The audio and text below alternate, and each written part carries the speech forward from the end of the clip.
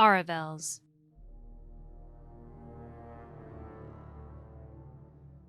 We are the Dalish, keepers of the lost lore, walkers of the lonely path. We are the last Elven, never again shall we submit. The Oath of the Dales. Someone once told me that humans flee when they see the sails of our Aravels flying above the tops of trees.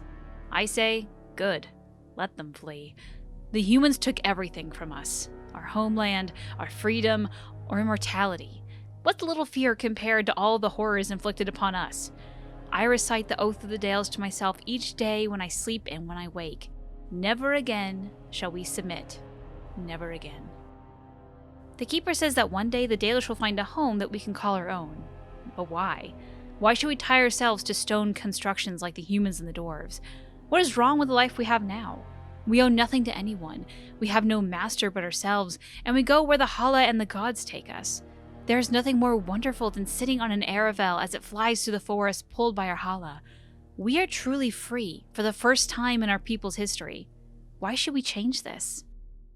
From the Journal of Taniel, Clan Hunter. The Dalish, who band together in small groups of blood relatives, travel in ornately carved wagons known as Aravel, drawn by large white stags called Hala. The Aravel are a unique sight, beautiful in their swooping curvature and adorned with broad hoods and bright silken cloths that flap in the wind, often displaying the noble banners that once flew over the family's house. Most humans refer to the Arvels as land ships, for in a strong wind it can often appear as if the elves travel in long boats with sails high overhead to announce their arrival, or warn others away. The Hala are unique to the elves, and any but the elven handlers consider them ornery and almost impossible to train. To the Dalish, they are noble beasts, superior in breeding to the horse. Certainly most humans would agree that the Hala are as beautiful as the elves themselves. The fact that many imperial nobles maintain a bounty on Hala horns that find their way into Deventer is an affront the Dalish consider unforgivable. Few among us can claim to have seen the Dalish landships up close. Any human who sees them on the horizon does well to head the other way. Few Dalish clans take kindly to humans intruding on their camps, and more than one tale tells of troublemaking humans who found themselves mercilessly filled with Dalish arrows. From In Pursuit of Knowledge, The Travels of a Chantry Scholar by Brother Genitivi.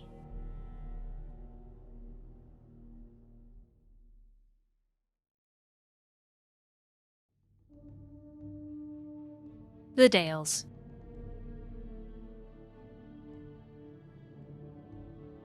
You will hear tales of the woman Andraste. The Shemlin name her prophet, bride of the Maker, but we knew her as a war leader, one who, like us, had been a slave and dreamed of liberation. We joined her rebellion against the Imperium, and our heroes died beside her, unmourned into winter bonfires. But we stayed with our so-called allies until the war ended. Our reward? A land in southern Orlais called the Dales, so we began the long walk to our new home. Kal Sharok, the end of the journey, was our capital, built out of the reach of the humans. We could once again forget the incessant passage of time. Our people began the slow process of recovering the culture and traditions we had lost to slavery. But it was not to last. The Chantry first sent missionaries into the Dales, and then, when those were thrown out, Templars. We were driven from Kal Sharok, scattered. Some took refuge in the cities of the Shemlin, living in squalor, tolerated only a little better than vermin. We took a different path. We took to the wilderness, never stopping long enough to draw the notice of our Shemlin neighbors. In our self-imposed exile, we kept what remained of elven knowledge and culture alive. The end of the long walk, as told by Gisheril, keeper of the Lothering clan of the Dalish Elves. Many forget that when Andraste called out to the opposed peoples to rise up, it was the elves who answered her first. The humblest slaves of the Imperium became her vanguard, and when victory came, they were rewarded accordingly. They were given a land in what is now the south of Orlais called the Dales. A great exodus of elves undertook the journey to their new home, crossing ocean, desert, and mountain. Their city, the first elven city since the fabled Arlathan, was called Kal Sharok. A new era had begun for the elves. But the old era wasn't through with them. In their forest city, the elves turned again to worship their silent, ancient gods. They became increasingly isolationist, posting emerald knights who guarded their borders with jealousy, rebuking all efforts at trade or civilized discourse. Dark rumors spread in the lands that bordered the Dales, whispering of humans captured and sacrificed to elven gods. And then came an attack by the elves on the defenseless village of Red Crossing. The chantry replied with the exalted march of the Dales, and the era of the Elven Kingdom came to an end.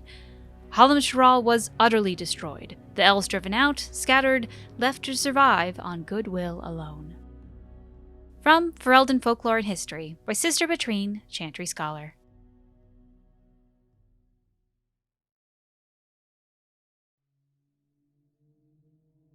The Long Walk. When our people left Tevinter, we had nothing except the knowledge that for the first time in countless centuries, we were free. It was Shartan's dream that one day we would have our own homeland, where we could live as we chose. After the long struggle that claimed the lives of many, even Shartan himself, we were granted the Dales. And though the Dales were to the south of the land of Orlais and a long way off from Tevinter, it mattered little. We were going home. And so, we walked. We called our journey the Long Walk, for that was what it was. We walked with what little we had on our backs. Some walked without shoes, for they had none. Whole families, women with infants, the young and old alike, all of them made their way across the land on foot, and if one of our people could no longer walk, we carried him, or sometimes left him behind. Many perished along the way. Some died of exhaustion, others simply gave up and fell by the wayside. A great number were set upon by human bandits, even though we had few possessions. Along the way, a growing number began to bemoan the decision to leave Tevinter. "At least in Tevinter," they said, "we had food and water and shelter. What do we have here? Nothing but the open sky and the prospect of the never-ending road ahead." Some turned back towards Tevinter, but most of us continued walking. And the gods rewarded those of us who did not waver by bringing us to the Dales. Our people called the new city Halam Sharal, the end of the journey, and for a time, it was home. As told by Gisheril, keeper of the Lothering clan of the Dalish Elves.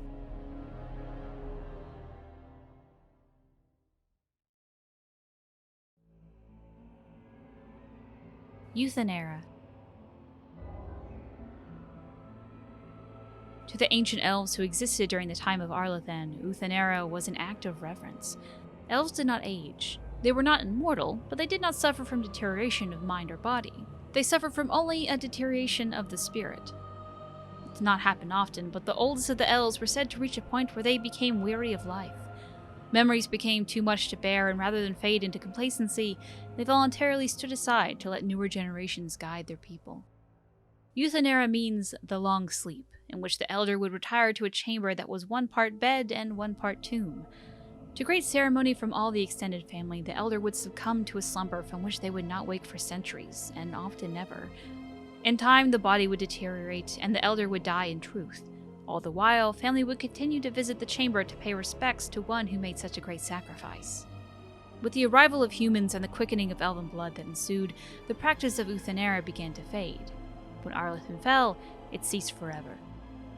From What Has Passed, by Hassandrio, Lord of Halam Sharal, 2-7 Glory.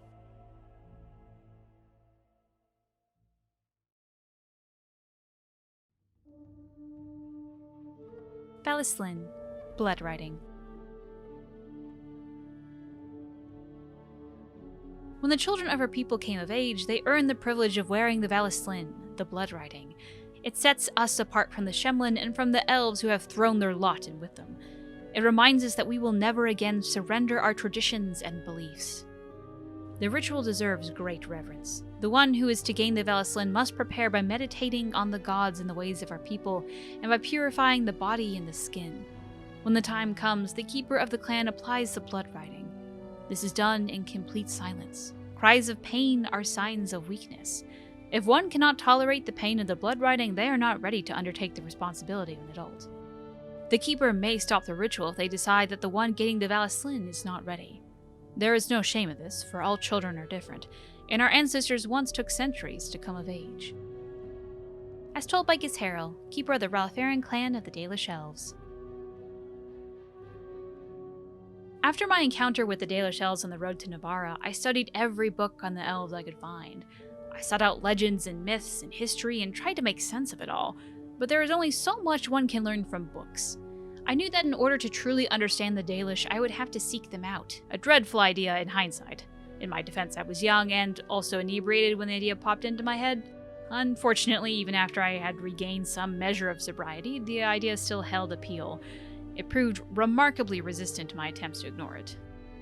I gave in after months of that nagging thought at the back of my head and set out to learn about the Dalish firsthand.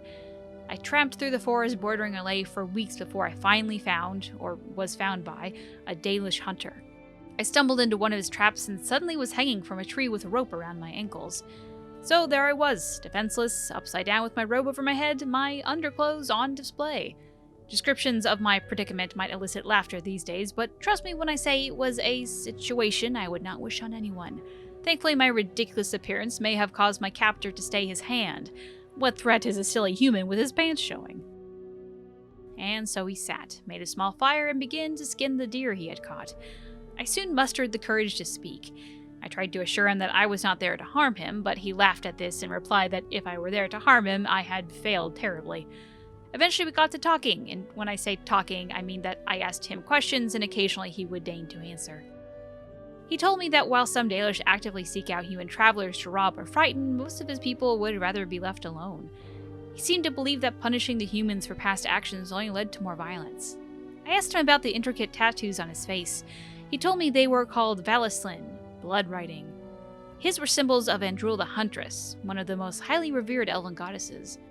He said the Dalish marked themselves to stand out from humans and from those of her kin who have chosen to live under human rule. He said the Vallaslin reminded his people that they must never again surrender their beliefs. When he finished skinning the deer, he cut me down. By the time I had righted myself and conquered the dizziness of all the blood rushing out of my head, he was gone.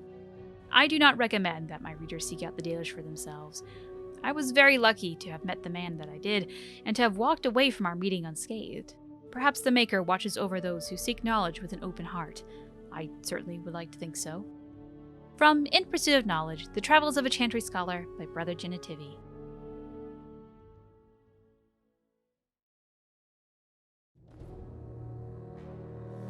The Anderfels. The Anderfels are a land of shocking extremes. It is the most desolate place in all the world, for two blights have left great expanses of the steppes so completely devoid of life that corpses cannot even decay there. No insect or grub will ever reach them. It is a land filled with wonders like the Mundane, with its gigantic white statue of Our Lady carved into its face, her hands outstretched and bearing an eternal flame, or Weishaupt Fortress, with its walls of living rock towering over the desolate plains below. The Anders, too, are a people of extremes. The most devout priests and the most deadly soldiers, the poorest nation in the world and the most feared. From In Pursuit of Knowledge, Travels of a Chantry Scholar by Brother Genitivi.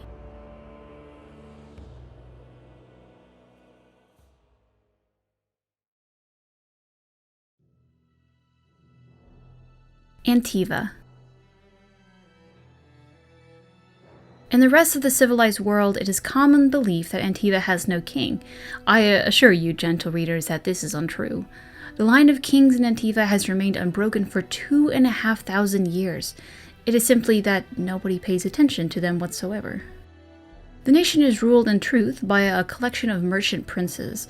They are not princes in the literal sense, but heads of banks, trading companies, and vineyards. Their power is conferred strictly by wealth. But Antiva is not primarily renowned for its particular form of government, nor for its admittedly unparalleled wines. Antiva is known for the House of Crows.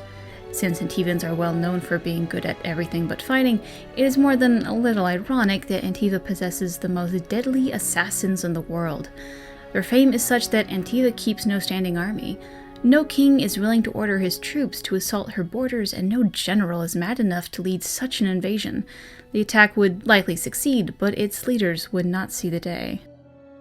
From In Pursuit of Knowledge, The Travels of a Chantry Scholar by Brother Genitivi.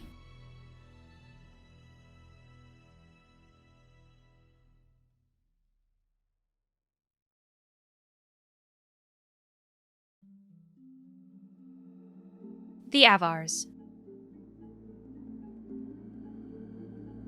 Driven across the Frostback in ancient times, the Alamarri tribesmen split into three groups. One settled the Ferelden Valley, one was pushed into the Kokari Wilds, and the last returned to the mountains. Modern Fereldans bear little resemblance to their Alamarri ancestors, and the Chasind remember few of their traditions, but the Avvars have changed little throughout the ages. Like the Chasind, the Avvars are not a united people. Each tribe fends for itself and is beholden only to its thane. They still follow their own gods, Korth the Mountain Father, Hakon Winter's Breath, the Lady of the Skies, as well as dozens of animal gods never named to outsiders. Nothing lasts in the mountains. Wind and rain eventually eat away the strongest holds. Valleys that were arable one generation are locked in year-round ice the next. Game is constantly on the move. Even among themselves, the Avvar make no absolute promises. They wed by a tradition in which the groom struggles to untie a tightly knotted rope, while the bride sings a hymn to one of the gods. However many knots he has undone by the time her song ends is the number of years she will spend with him. Lowlanders often forget that there is no such thing as a permanent alliance in the Frostbacks. From Ferelden, Folklore and History by Sister Petrine, Chantry Scholar.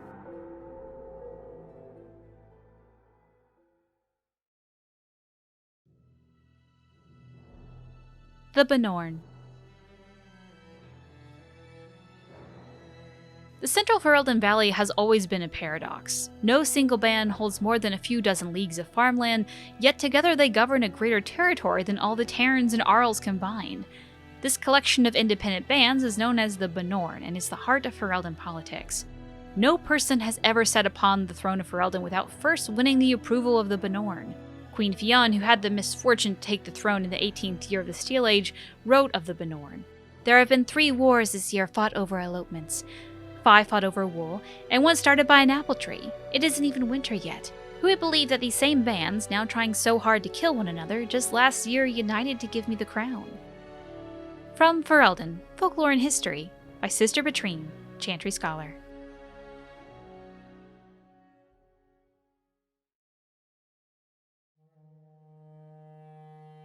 The Brecilian Forest. There are places in the Brecilian Forest where the veil is so thin the difference between awake and dreaming is next to nothing. In one such place, a wood shaper was born under such unfortunate stars that his mother named him Abelas, which means sorrow. And he lived up to his name. He could keep no apprentices and lost his stock of bows in mishap after mishap until finally he had nothing. The rest of the clan began to fear that his ill luck would harm them too, and whispered among themselves of casting him out. Abelas heard them and resolved to change his luck, and so went into the forest alone to seek a suitable tree from which to make bows. At last he spied a young rowan growing beside a stream. He drew his axe, and the tree cried out in fear, begging to be spared. But Abelas said, "If I do not take your life, mine will surely end." With 2 strokes, he felled the tree. From the tree, he made the finest 3 bows he had ever crafted. Pleased, Abelas returned to camp and gave his bows to the hunters at once. By nightfall, however, the camp was in an uproar. The hunters had returned with braces of hares, which, when cut open, revealed only worms and sawdust. The elder said it was a sign that the hunters had robbed some spirit of its host, for it is well known that spirits do not go about the waking world on their own, but inhabit another creature's body. The elder worked a charm to banish the spirit back to the Fade, and the clan went to sleep hungry. The next day, the hunters brought back a doe, and again the beast bled sawdust. Now the clan began to fear the spirit would starve them, and wondered what they had done to deserve it. Abelas came forward then and told them of the rowan tree. The elder considered for a long time before declaring that they must replace what Abelas had taken from the spirit. So he sent the hunters to dig up a rowan sapling and bring it, living, to the camp. There the elder ordered the sapling planted and appealed to the spirit for forgiveness.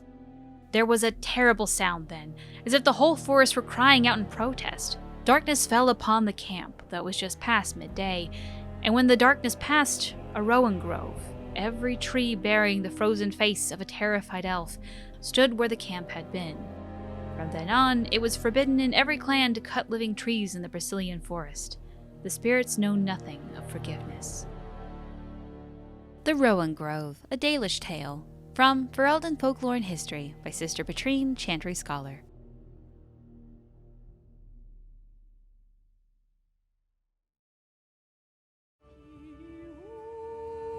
Thedas Calendar. For most good folk, the detail of our calendar have little purpose. It is useful only for telling them when the summer day festival will be held, when the snows are expected to begin, and when the harvest must be complete. The naming of the years are a matter for historians and taxmen, and few, if pressed, could even tell you the reason that our current age is named after dragons. It is 930 Dragon Age, the 30th year of the 9th Age since the crowning of the Chantry's first divine. Each age is exactly 100 years, and the next age's name chosen in the 99th year. The scholars in Val Royeaux advise the Chantry of portents seen in the 99th year, and the Chantry authorities pore over the research for months before the divine announces the name of the imminent age. The name is said to be an omen of what is to come, of what the people of Thedas will face in the next 100 years. The current age was not meant to be the Dragon Age. Throughout the last months of the Blessed Age, the Chantry was preparing to declare the Sun Age, named for the symbol of the Orlesian Empire, which at the time sprawled over much of the south of Thedas and controlled both Ferelden and what is now Nevarra. It was to be a celebration of Orlesian imperial glory. But as the rebellion in Ferelden reached a head and the Battle of River Dane was about to begin, a peculiar event occurred. A rampage, the rising of a dreaded high dragon. Dragons had been thought particularly extinct since the days of the Nevarran dragon hunts, and they say that to see this great beast rise from the Frostbacks was both majestic and terrifying. As the rampage began and the High Dragon decimated the countryside in its search for food, the elderly Divine Faustine II abruptly declared the Dragon Age. Some say the Divine was declaring support for Orlais in the battle against Ferelden, since the dragon is an element of the Dufayel family heraldry of King Megran, the so-called usurper king of Ferelden. Be that as it may, the High Dragon's rampage turned towards the Orlesian side of the Frostback Mountains, killing hundreds and sending thousands more fleeing to the northern coast. The Ferelden rebels won the Battle of River Dane, ultimately securing their independence. Many thus think that the Dragon Age will come to represent a time of violent and dramatic change for all of Thedas. It remains to be seen. From the Studious Theologian by Brother Genetivi, Chantry Scholar, 925 Dragon.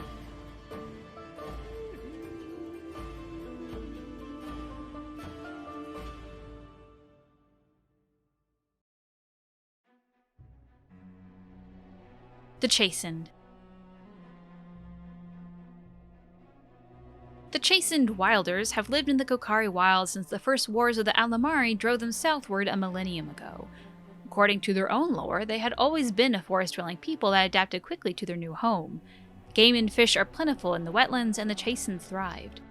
For a time, they and the hill-dwelling Avvars were true threats to the northern lowlands.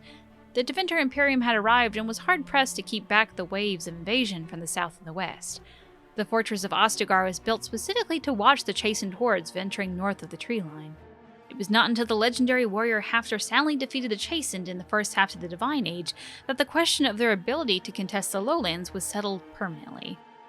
Today, the Chasind are considered largely peaceful, though their ways are still primitive compared to our own. In the Kokari Wilds, they live in strange-looking huts built on stilts or even built into the great treetops. They paint their faces and are split into small tribes ruled by shamans, like those amongst the Avvar. There are many tales of these shamans having learned their magic from the Witches of the Wilds, witches that inspire as much terror as they do awe and gratitude, even if there is no definitive proof they exist. In particular, the tale of Flemeth, the greatest witch of the wilds, is celebrated amongst all tribes. While there is no way to know how many there are in the wilds today, few travelers that pass through the forest tell of Chasind eking out an existence even in the frozen wasteland of the far south. One can assume that should the Chasind ever organize themselves once more, we might have reason to fear them here in Ferelden. We ignore them at our peril. From Ferelden, Folklore and History, by Sister Petrine, Chantry Scholar.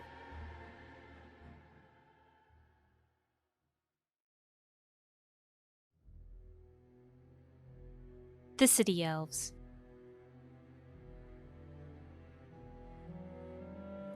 The human tell tales of Andraste, and to them she was a prophet. To our people, however, she was an inspiration. Her rebellion against Deventer gave our people a window through which to see the sun, and we reached toward it with all our strength. The rebellion was brief, but successful. Even after the death of the prophetess, we fought on for independence as the human Imperium began to crumble. In the end, we won our freedom and the southern land known as the Dales, and we began the long walk to our new homeland. There, in the Dales, our people revived the lost lore as best we could. We called the first city Halam Sharal, End of the Journey, and founded a new nation, isolated as elves were meant to be, this time patrolled by an order of Emerald Knights charged with watching the borders for trouble from humans. But you already know that something went wrong. A small elven raiding party attacked the nearby human village of Red Crossing, an act of anger that prompted the Chantry to retaliate and, with their superior numbers, conquer the Dales. We were not enslaved as we had been before, but our worship of the ancient gods was now forbidden. We were allowed to live among the humans only as second-class citizens who worshipped the Maker, forgetting once more the scraps of lore we had maintained through the centuries. The rise and fall of the Dales is told by Sarithia, Haren of the Highever Alienage. It is hard to tell our children about those of our people who have decided to live in the Shemlin cities. They ask, why would anyone want to be treated like that? And sometimes I do not know what to say. I do not understand it myself.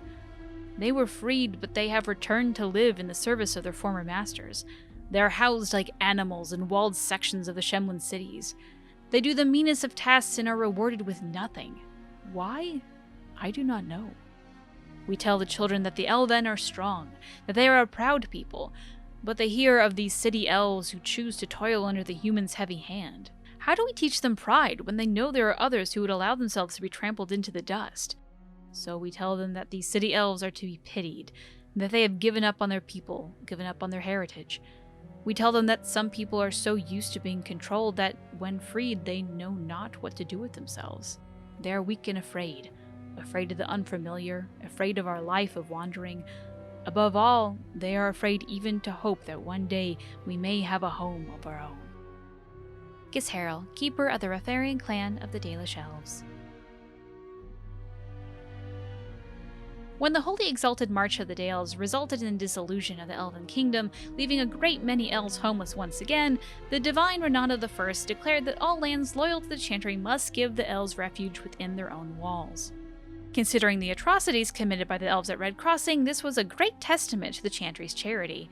There was one condition, however. The elves were to lay aside their pagan gods and live under the rule of the Chantry. Some of the elves refused our goodwill. They banded together to form the wandering Dalish Elves, keeping their old elven ways and their hatred of humans alive. To this day, Dalish Elves still terrorize those of us who stray too close to their camps. Most of the elves, however, saw that it was wisest to live under the protection of humans. And so we took the elves into our cities and tried to integrate them. We invited them into our own homes and gave them jobs as servants and farmhands. Here, in Denerim, the elves even have their own quarter, governed by an elven keeper. Most have proven to be productive members of society. Still, a small segment of the elven community remain dissatisfied. These troublemakers and malcontents roam the streets causing mayhem, rebelling against authority, and making a general nuisance of themselves. From Ferelden, Folklore and History, by Sister Betrine, Chantry Scholar.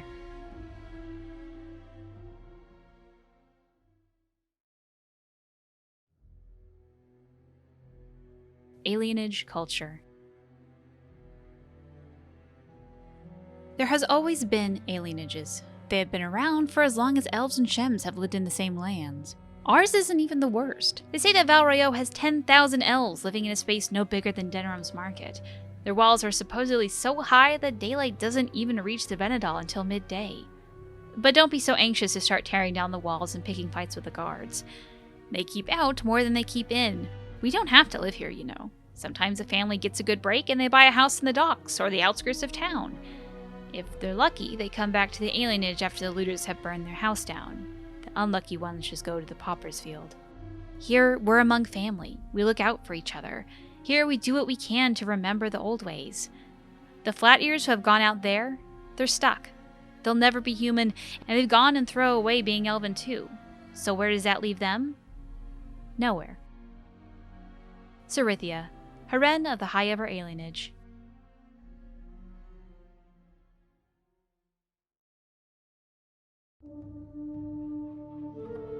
Arlathan, Part 1 and 2. Part 1. Before the ages were named or numbered, our people were glorious and eternal and never changing. Like the great oak tree, they were constant in their traditions, strong on their roots, and ever reaching for the sky. They felt no need to rush when life was endless. They worshipped their gods for months at a time. Decisions came after decades of debate, and an introduction could last for years. From time to time, our ancestors would drift into centuries-long slumber, but this was not death, for we know they wandered the fade in dreams. In those ages, our people called all the land Elvenon, which in the Old Elven language means place of our people, and at the center of the world stood the great city of Arlathan, a place of knowledge and debate where the best of the ancient elves would go to trade knowledge, greet old friends, and settle disputes that had gone on for millennia. But while our ancestors were caught up in the forever cycle of ages, drifting through life at what we today would consider an intolerable pace, the world outside the lush forests and ancient trees was changing. The humans first arrived from Vallaslin to the north. Called Shemlin, or Quicklings, by the ancients, the humans were pitiful creatures whose lives blinked by in an instant. When they first met the elves, the humans were brash and warlike, quick to anger and quicker to fight, with no patience for the unhurried pace of elven diplomacy. But the humans brought worse things than war with them. Our ancestors proved susceptible to human diseases, and for the first time in history, elves died of natural causes. What's more, those elves who spent time bartering and negotiating with humans found themselves aging, tainted by the humans' brash and impatient lives. Many believed that the ancient gods had judged them unworthy for their long lives and cast them down among the Quicklings. Our ancestors came to look upon the humans as parasites, which I understand is similar to the way the humans see our people in the cities. The ancient elves immediately moved to close Elvenon off from the humans for fear that this quickening effect would crumble the civilization.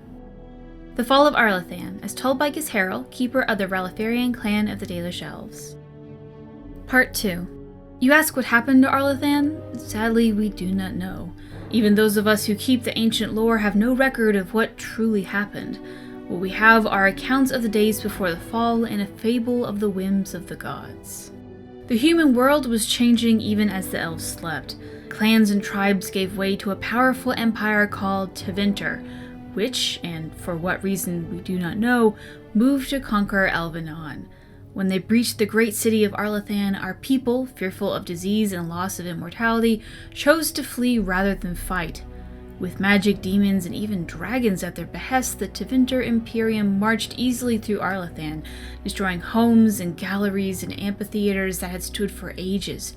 Our people were corralled as slaves, and human contact quickened their veins until every captured elf turned mortal. The elves called to the ancient gods, but there was no answer. As to why the gods didn't answer, our people left only a legend. They say that Fen'Harel, the Dread Wolf and Lord of Tricksters, approached the ancient gods of good and evil and proposed a truce.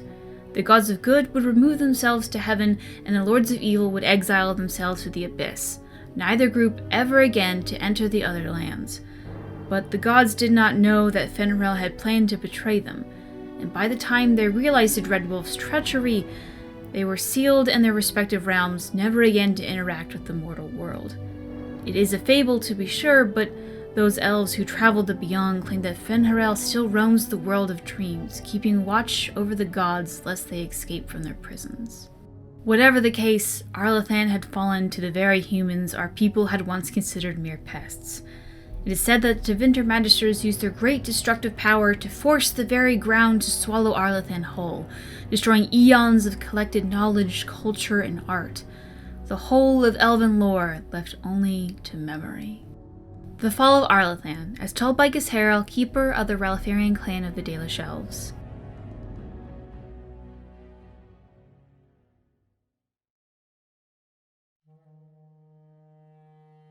The Dalish Elves.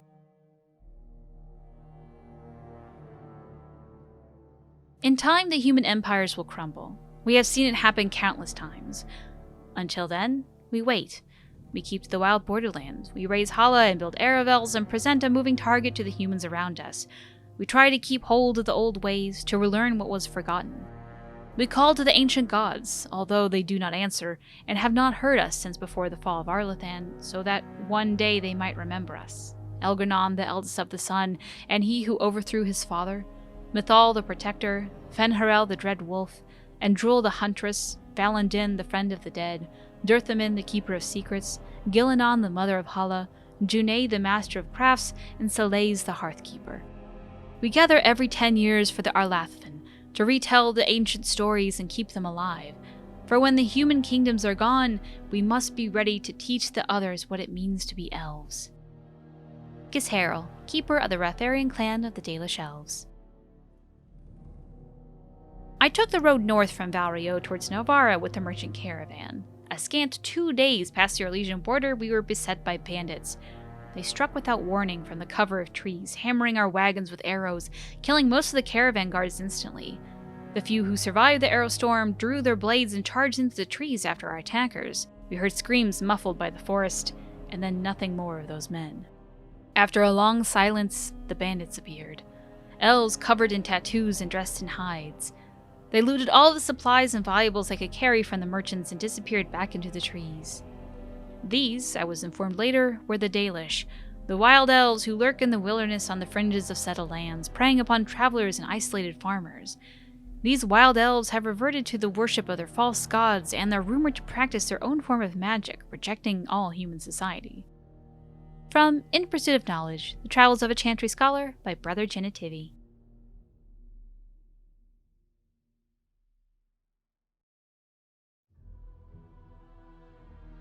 Denerim. When anyone in Ferelden speaks of going to the city, they inevitably mean Denerim. There is no other place in the kingdom which rivals it, not in size, population, wealth, or importance. It is the seat of the Theirin family, the capital of Ferelden, the largest seaport, and, by ancient tradition, the meeting place of the Landsmeet. As well, Denerim was the birthplace of Andraste. One of them, anyway, as several other cities claim to have been the prophet's early home, including Jadar and Orlais. The Chantry makes no stance on which site's claim is valid, but it is well known that Andraste was Ferelden by birth. When visiting the pilgrim site in Denerim, it is inadvisable to mention Jadar at all. The city rests at the foot of the Dragon's Peak, a solitary mountain scarred by ancient lava flows. During Andraste's lifetime, it reputedly filled the sky with a great column of black ash and sent burning rock raining down as far away as the Free Marshes, but it is now considered extinct. Some believe it merely sleeps, and will again darken the sky with ash and fire when the last Ferelden king dies, but this is highly unlikely. From In Pursuit of Knowledge, The Travels of a Chantry Scholar by Brother Genitivi.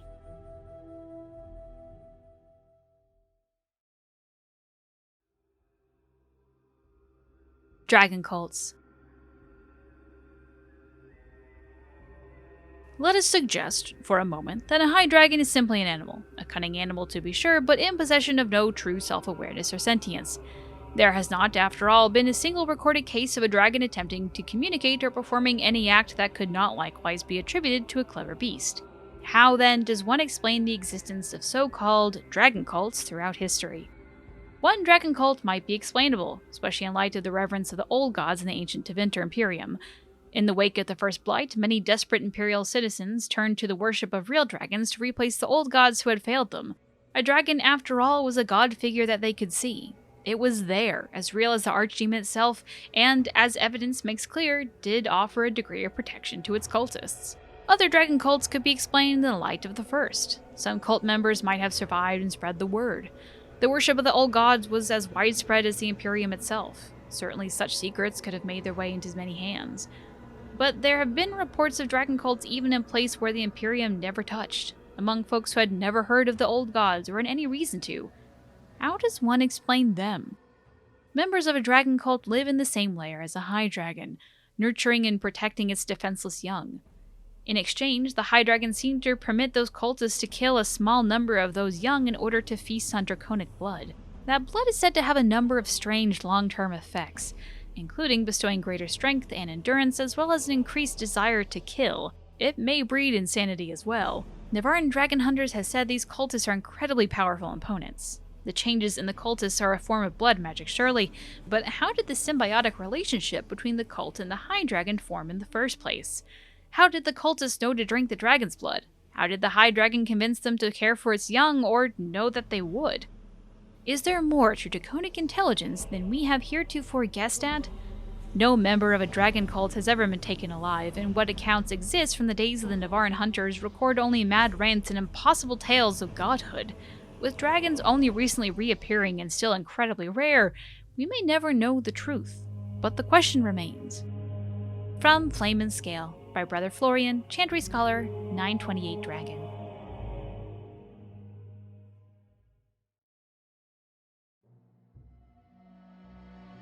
History of Ferelden, Chapter 1 and 2. Chapter 1. Ferelden, as we think of it now, did not exist before the Exalted Age. Instead, the valley was divided up into dozens of old Alamari clans. They warred constantly with one another over land, honor, the allegiance of the freeholders, and, on one notable occasion, the name given to a favorite Mabari. And then, in the 33rd year of the Exalted Age, Calenhad Theirin became Theirin of Denerim, and everything changed. Most of what we know about the founding of our nation comes from old songs that the bards passed down through the ages. The songs are filled with wild exaggerations and outright lies, but this hardly differs from the scholarly papers of some of my contemporaries.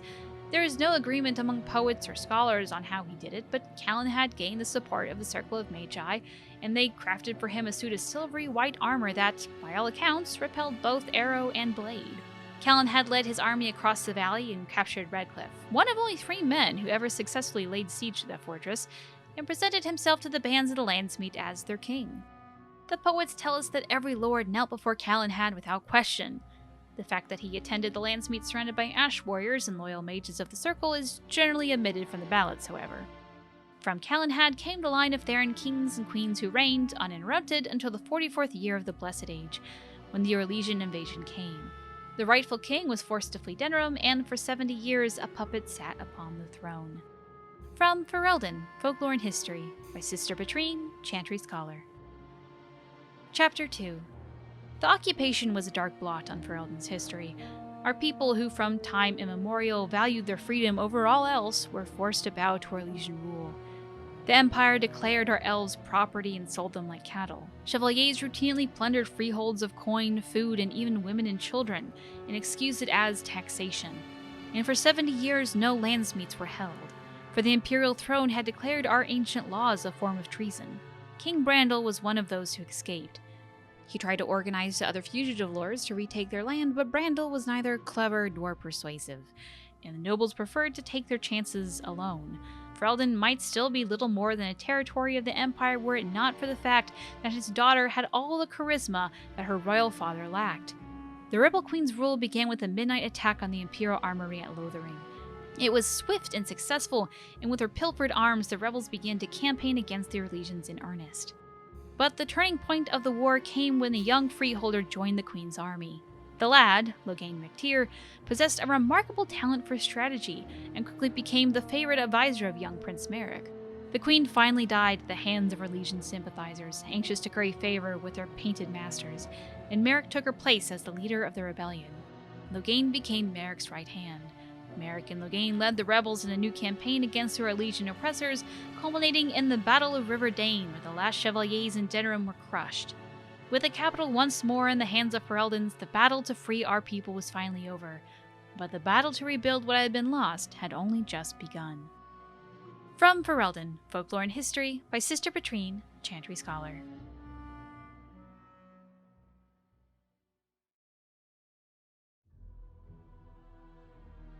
Culture of Ferelden. The Fereldans are a puzzle. As a people, they are one bad day away from reverting to barbarism. They repelled invasion from Deventer during the height of the Imperium with nothing but dogs and their own obstinate disposition. They are coarse, willful, dirty, disorganized people who somehow gave rise to our prophet, ushered in an era of enlightenment, and toppled the greatest empire in history. There are few things you can assume safely in dealing with these people. First, they value loyalty above all things, beyond wealth, beyond power, beyond reason.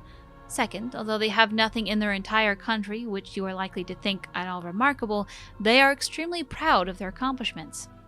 Third, if you insult their dogs, they are likely to declare war. And finally, the surest sign that you have underestimated the Fereldans is that you think you have come to understand them. Empress Celine I of Orlais, in a letter to her newly appointed ambassador to Denerim.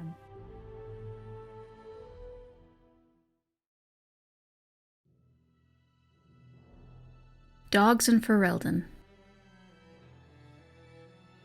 I am frequently asked during my travels in other lands to explain the dogs omnipresent in Ferelden. Inevitably, I tell my foreign questioners that there are no more dogs in my homeland than in their own. In every civilized corner of Thedas, an astute observer will notice dogs employed in hunting game, keeping barns and storehouses free of vermin, herding livestock, guarding homes, and even used as beasts of burden in the mountains. It is simply that Ferelden show appreciation for the works our dogs do, and perhaps the reason for that is tangled up in mythology. Hafter, the first man to be named Theirin, the hero who united our Alamari ancestors to drive back the darkspawn of the Second Blight, was reputed to be the son of a werewolf. Now, perhaps this was meant to be some comment on his temperament or simply a way of making a great man even larger than life, but more than half the noble families of Ferelden claim to be descendants of Hafter, and consequently, many of our people believe that they have some distant kinship with wolves. It is only good manners to be polite to one's kin. From In Pursuit of Knowledge, The Travels of a Chantry Scholar by Brother Genitivi.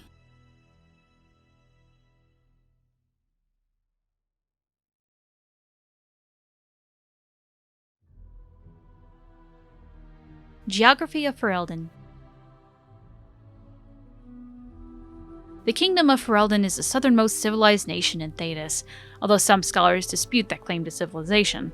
It is perhaps the most physically isolated of all the kingdoms of Thedas. To the east is the Amaranthine Ocean, to the north is the Waking Sea, and to the south the Kokari Wilds, which in the summer months are a vast peat bog and in the winter become a treacherous labyrinth of iced-over waterways.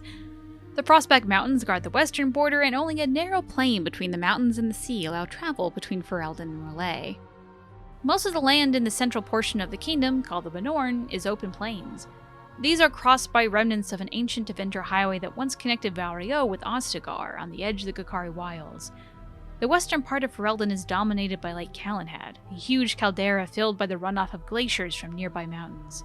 Lake Calenhad is home to the famed fortress of Redcliffe, as well as the Circle Tower, which houses Ferelden's Circle of Magi.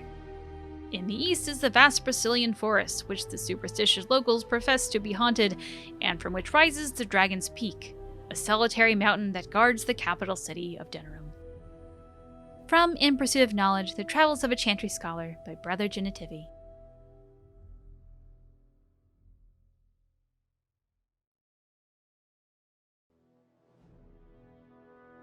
The Free Marches. The Free Marches are not a kingdom, nor even a nation in the most basic sense. People from the region dislike even being lumped together as marchers. Rather, they are a collection of independent city-states united only when it suits them. In this respect, they resemble the Bannorn before the arrival of King Calenhad. Because of this, the Free Marchers have no capital, and what passes for a central government exists only sporadically, a sort of landsmeet that convenes only during times of crisis. I arrived in time for the Grand Tourney while it was on in Tanterville, a remarkable sight indeed. I saw Avvar hillsmen test their mettle against Orlesian chevaliers, riders from the Anderfels buying Nevarran cavalry horses, Antivan craftsmen selling their wares to Tevinter mages. All of Thedas was on display. From In Pursuit of Knowledge, The Travels of a Chantry Scholar by Brother Genitivi.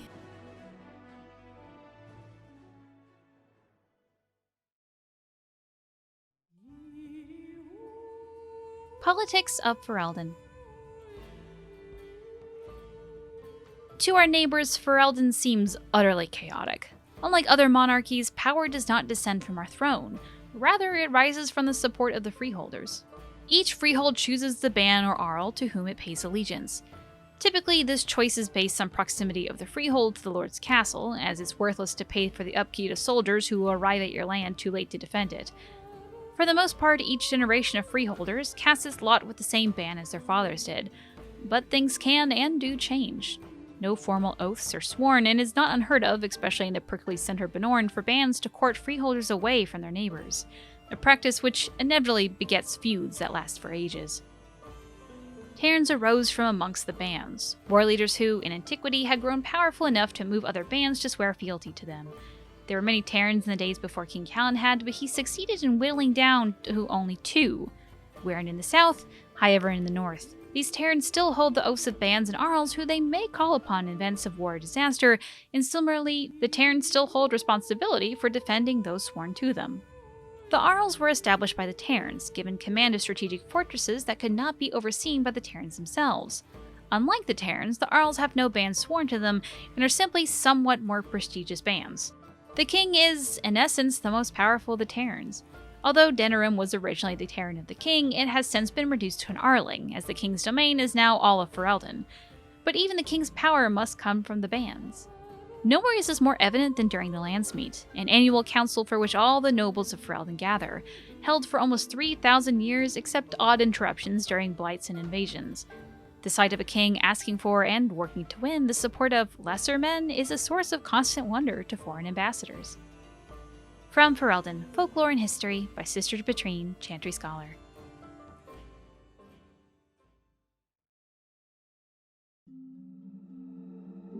The Frostback Mountains. Even mountains had a heart once. When the world was young, Korth the Mountain Father kept his throne at the peak of the Belenas, the mountain that lies at the center of the world, from which he could see all the corners of earth and sky. And he saw strong men become weak, brave men grow cowardly, and wise men turned foolish for love. Korth devised a plan that he might never be betrayed by his own heart, by taking it out and hiding it where no soul would ever dare search for it.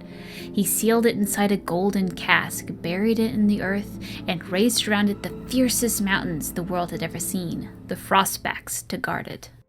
But without his heart, the Mountain Father grew cruel. His chest was filled with bitter mountain winds that shrieked and howled like lost souls. Food lost its flavor, music had no sweetness, and he lost all joy in deeds of valor. He sent avalanches and earthquakes to torment the tribes of men. Gods and men rose against him, calling him a tyrant, but with no heart, Korth could not be slain. Soon, there were no heroes left, either among men or gods, who would dare challenge Korth. The Lady of the Skies sent the best of her children, the swiftest, the cleverest, the strongest flyers, to scour the mountains for the missing heart, and for a year and a day they searched. But sparrow and raven, vulture and eagle, swift and albatross returned to her with nothing. Then the ptarmigan spoke up, and offered to find the god chief's heart. The other birds laughed, for the ptarmigan is a tiny bird, too humble to soar, which spends half its time hopping along the ground. The lady would not give the little creature her blessing, for the mountains were too fierce even for eagles, but the ptarmigan set out anyway. The little bird traveled deep into the frostbacks. When she could not fly, she crawled. She hugged the ground and weathered the worst mountain winds, and so made her lonely way to the valley where the heart beat. With all the god's terrible deeds, the heart was far too heavy for the tiny bird to carry, so she rolled it, little by little, out of the valley and down a cliff, and when the golden cast struck the earth, it shattered. The heart was full almost to bursting, and the pain of it roused the mountain god to come see what had happened. When Korth neared his heart, it leapt back into his chest, and he was whole again. Then Hakon Winter's Breath bound Korth's chest with 3 bands of iron and 3 bands of ice, so it can never again escape. And all the remaining gods named the ptarmigan honored above even the loftiest eagles. The Ptarmigan, an Avvar tale, from Ferelden Folklore and History by Sister Petrine, Chantry Scholar.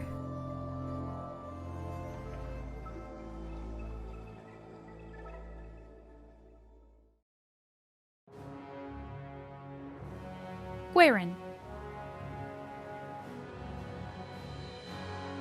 The human settlement of Gwaren is built directly on top of a dwarven outpost by the same name. Prior to the First Blight, in a time when Ferelden was not yet a nation and was still carved up into barbarian tribes, the outpost served as a source of salt and a means by which the dwarves could reach the sea lanes of the Amaranthian Ocean.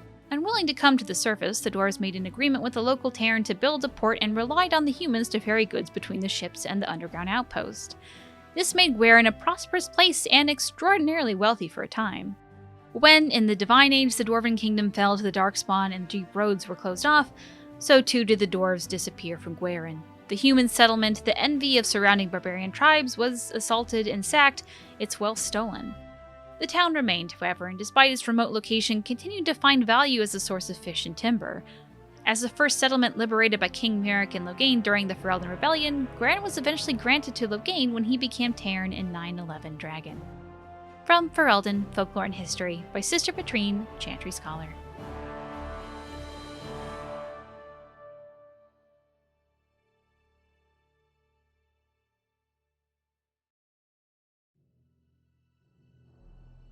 Highever. Castle Highever has stood since the Divine Age, when it was not an independent Bannorn, but merely an outpost of the growing Bannorn of Amaranthine, in the days before Amaranthine became an Arling itself. The outpost of Highever was originally held by the Elston family, cousins of the Howes. In the Age of Towers, however, Ban Conabar Elston was murdered by his wife, Flemeth, thus ending the bloodline. Conabar's captain of the guard, Sarum Cuslin, took the lands and the title. The Cuslins declared their independence from Amaranthine, starting a war that lasted 30 years. When the dust settled, Highever was on its own and in possession of half the land that once had been southwestern Amaranthine. Highever became a Tenir during the Black Age, when Halia Cuslin gathered the lords together under her banner to drive the werewolves out of their lands, earning herself the title of Tirna almost as an afterthought. Today, Highever is one of only 2 remaining Tirnirs, making the Cuslin family second in rank only to the king.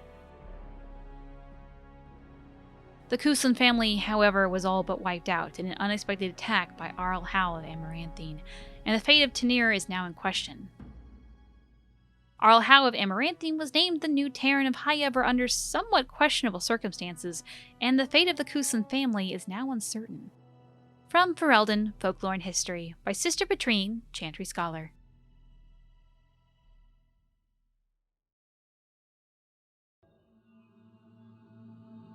Lake Calenhad. The waters of Lake Calenhad are steeped in legends. The Avvar people say it was once the site of Belanas, the mountain which stood at the center of the world from which Korth the Mountain Father surveyed the earth and sky. But it was destroyed in the battle between Korth and the serpent Nathramar, leaving only a vast crater behind. When the Lady of the Skies saw that Belanas was gone, she wept, and her tears filled the crater, making the lake. The Deventers believed that the waters of Lake Calenhad were blessed by Razakael, god of mysteries, and that those who drank from them were granted special insights. And this is why they built the great tower on an island in the middle of the lake, hoping the powers of the lake would aid their magical research. But most of us know the legend of King Calenhad, which gives the place its name. It is said that Calenhad Theirin spent a year and a day in the Tower of the Magi. Each day he drew a single cupful of water from the lake and carried it to the Formari at the top of the tower. By magic, each cup of water was forged into a single ring in the mail of the armor the circle gave to Calenhad. In that armor, made from the lifeblood of the land itself, no blade could strike him, no arrow pierce him, so long as he stood on Ferelden soil. From Thedas, Myths and Legends, by Sister Petrine, Chantry Scholar.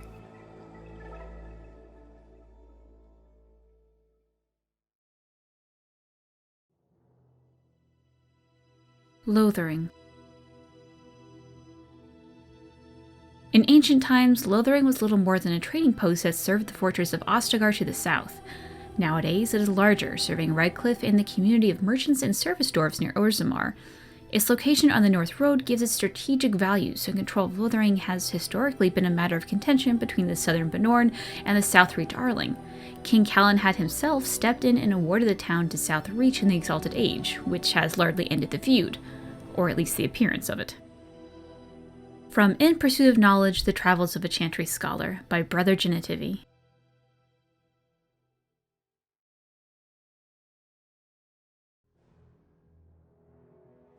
King Maric Theirin. It is difficult to separate the man from the myth. The last survivor of the bloodline of King Calenhad, the Silver Knight, Maric drove the Orlesian forces from Ferelden borders, reclaimed the throne, and freed our people from foreign tyranny. All true and all larger than life. He was born in hiding near Cathal's Crossing to the rebel Queen Moira, and grew up in the rebel camps, an outlaw in his own country. When the rebel queen died, Maric inherited her homeless nobles, malcontents, and displaced freeholders, and with the aid of his friend Logain MacTir, built them into an army. After the pivotal Battle of Riverdane, Maric took the throne. He married Rowan, daughter of Rendorn Gwaren, Arl of Redcliffe, and began the long, slow process of rebuilding everything Orlais had demolished during 70 years of occupation. From Ferelden, Folklore and History, by Sister Petrine, Chantry Scholar.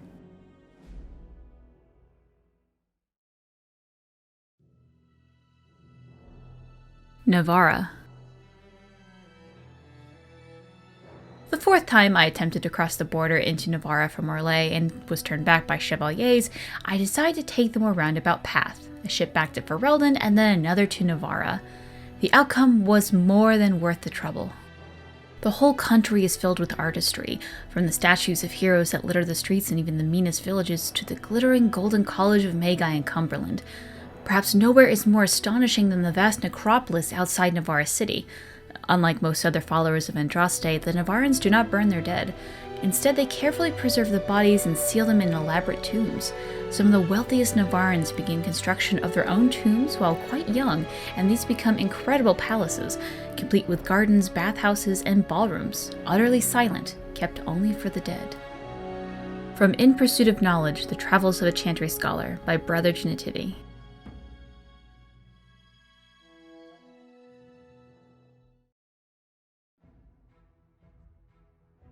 The Noble Families of Ferelden. The occupation left empty castles in its wake. Whole families were butchered in the initial invasion, and all those who couldn't or wouldn't bend knee to the Emperor's puppet king were declared traitors and hunted.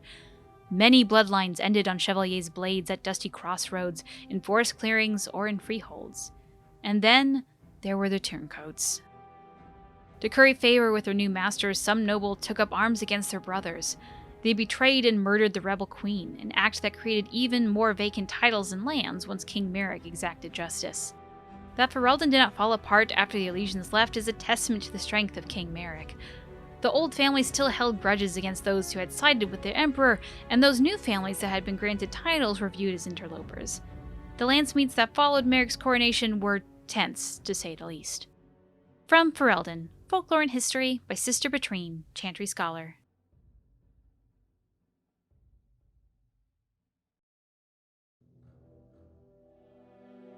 The Old Gods. On the Old Gods. Dumont the Dragon of Silence, Zazakel the Dragon of Chaos, Toth the Dragon of Fire, Anderal the Dragon of Slaves, Arthemiel the Dragon of Beauty, Razakel the Dragon of Mystery, Lusicon the Dragon of Night. There were 7 old gods, great winged dragons that were set to rule over the ancient world. The Chantry maintains that they are responsible for the original sin, that they turned humanity away from its true creator through deceit. Humanity's faith faltered, and thus the Maker turned away from the world, but not before trapping the old gods in eternal prisons beneath the earth as punishment. Scholars assume that the old gods must indeed have been real at one point, but most agree that they were likely actual dragons, ancient high dragons of a magnitude not known today, and impressive enough to frighten ancient peoples into worshipping them. Some even claim that these dragons slumber as a form of hibernation, not as a result of the Maker's wrath. Regardless of the truth, legend maintains that even from their underground prisons, the old gods were able to whisper into the minds of men. The Archon Thalcian, first of the Magisters, who claimed to have contacted the old god Dumont, used the blood magic Dumont taught him to attain incredible power in Tevinter and declare himself the ruler of an empire. In return, he established the first temples worshipping the old gods, and the dragons became equated everywhere with imperial power. To date, 4 of the old gods are said to have risen as corrupted archdemons. Dumont, the first and most powerful, was slain at the Battle of Silent Fields. Zazakel fell at the Battle of Starkhaven, Toth died at the Battle of Hunter Fell, and Anderal was felled by Garahel, the legendary Grey Warden, at the Battle of Aisley.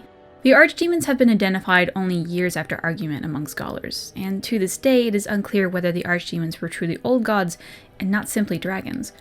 All that is known is that the Darkspawn hunt for them deep underground. If they are truly the old gods, as many scholars believe, then we only have 3 blights remaining. When all the old gods have risen and been slain, however, what will happen? Will the blights end forever and humanity earn forgiveness from the Maker at last? We shall see. From the Old Gods Rise Again by Sister Mary, Chantry Scholar, 850 Blessed.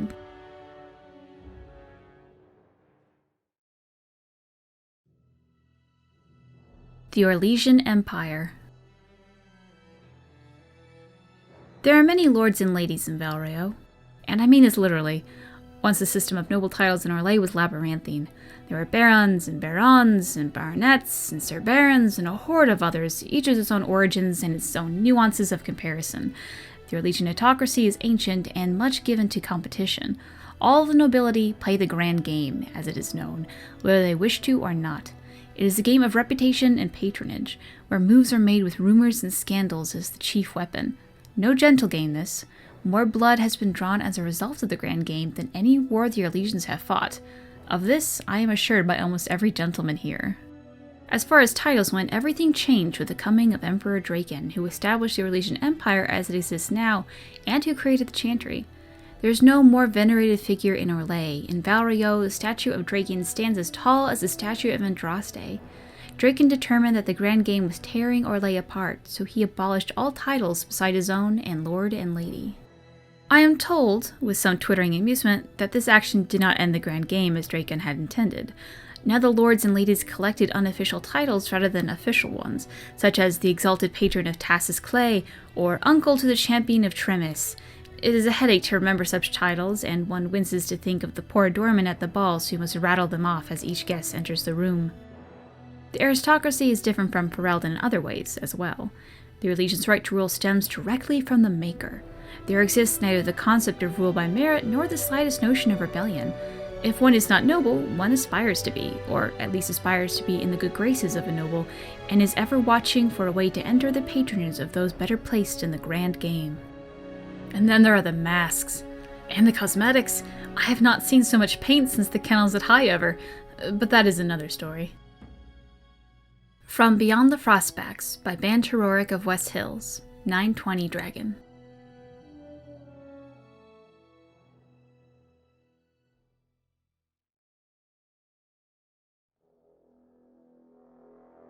The Casteless. The caste system in Orzammar includes many groups of privilege, the nobility and the warriors above all others, but to a lesser degree the merchants and the smiths and the miners. Tradition established a clear hierarchy. But as in any culture with an upper class, there is also a clear underclass. These unfortunates, the so-called Casteless, are believed to be descendants of criminals and other undesirables. They have been looked down upon since Orzammar's foundation. They have taken up residence in a place called Dust Town, a crumbling ruin on the fringe of Orzammar's common areas. Orzammar society considers these Casteless lower than even the servant class. Indeed, the Casteless are not allowed to become servants, as it is too honorable a position. They are seen as little better than animals, their faces branded at birth to mark them as the bastard children of the kingdom. Their home district, little more than a slum, is a haven for crime, organized and otherwise. Orzammar's guards seemingly cannot be bothered to patrol its streets. The best that most Casteless dwarves can hope for is a life at the whim of a local crime lord, ended abruptly by violence or an overabundance of toxic legionnaire. Even so, there is some hope for the Casteless, a dangling rope that offers a way up into greater Orzammar society. Since a dwarf's caste is determined by the parent of the same sex, the male child of a nobleman is part of that noble's house and caste. Strangely, it is acceptable for casteless women to train in the arts of courtly romance to woo nobles and warriors. They are known as noble hunters. Any male born from such a union is considered a joyous event, considering the low rate of dwarven fertility. The mother and entire family are then taken in by the father's house, although they retain their caste. The dwarves we know on the surface are also considered casteless once they leave Orzammar, although this is only relevant to those who return, if they are allowed to return at all. Dwarves who leave for the surface, the sun-touched as they're often called behind their backs, lose their connection to the stone and the favor of the ancestors, and thus are worthy of little more than pity, for upon dying they are said to be lost to the stone forever. Put that way, it seems a sad existence indeed. From Stone Halls of the Doors, by Brother Genitivi, Chantry Scholar.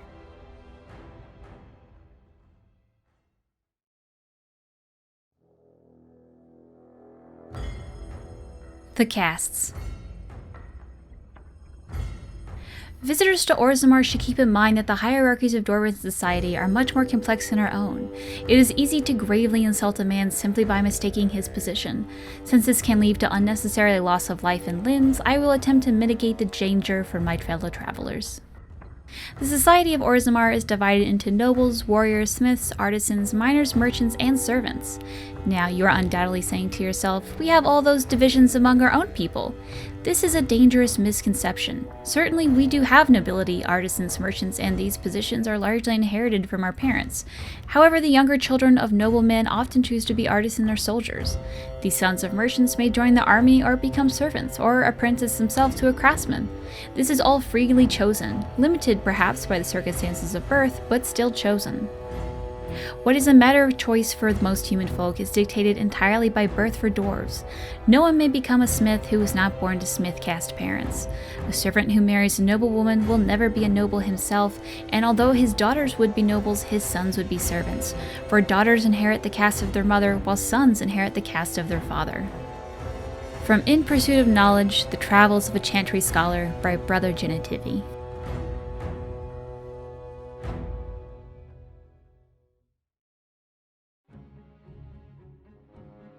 Life in Orzammar.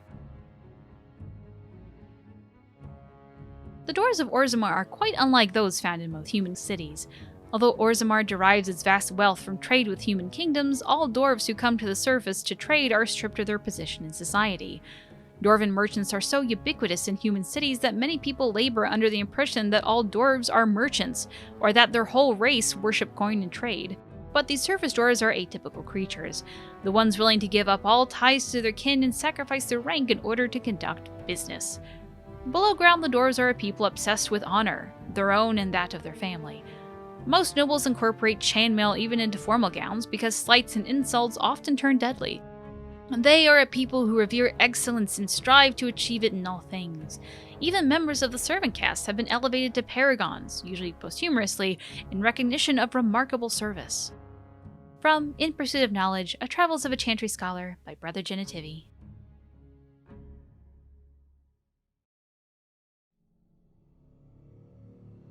Deep Roads. There isn't a dwarf alive who remembers the deep roads as they once were. They were the network of tunnels that joined the Taigs together. To be honest, it isn't even right to give them such a simple term as tunnels. They are works of art, with centuries of planning demonstrated in the geometry of the walls, with the statues of the paragons that watch over travelers, with the flow of lava that keeps the deep roads lit and warm. The cloud gazers up on the surface talk of the imperial highway built by the magisters of old, a raised walkway that crossed thousands of miles, something that could only have been built by magic. Perhaps it is comparable to the deep roads, although we dwarves didn't need magic. I suppose it doesn't matter anymore. The Darkspawn rule the deep roads now. When Orzammar sealed off the entrances to the deep roads, abandoning everything that lay out there, we handed over the kingdom that was to those black bastards forever. To think that they are genlocks trawling over Bannorn now, tearing down our statues and defiling our greatest works. Corruption covers everything we built out there. Every dwarf who goes out and comes back says it gets worse with each passing year. The foulness spreads a little further. And the cloud gazers think the Darkspawn are gone just because they aren't spilling out onto the surface? Huh. One day when Orzammar is gone for good, they'll find out differently. Those Darkspawn don't have anywhere else to go but up, and they'll do it. The surface folk will have themselves a blight that will never end. Transcript of conversation with a member of the Dwarven mining caste, 890 Blessed.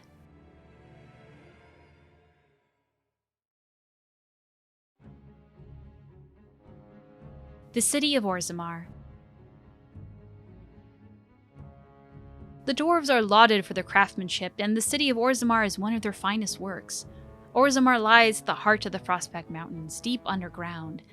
The city arcs outward from the royal palace, which is built around a natural lava vent, continually fountaining liquid rock, which both lights and heats the entire cavern.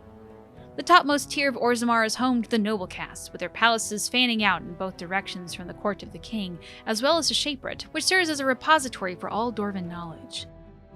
The lower tier is the Commons, where the merchant caste holds sway and where the finest works of Orzammar's craftsmen are for sale.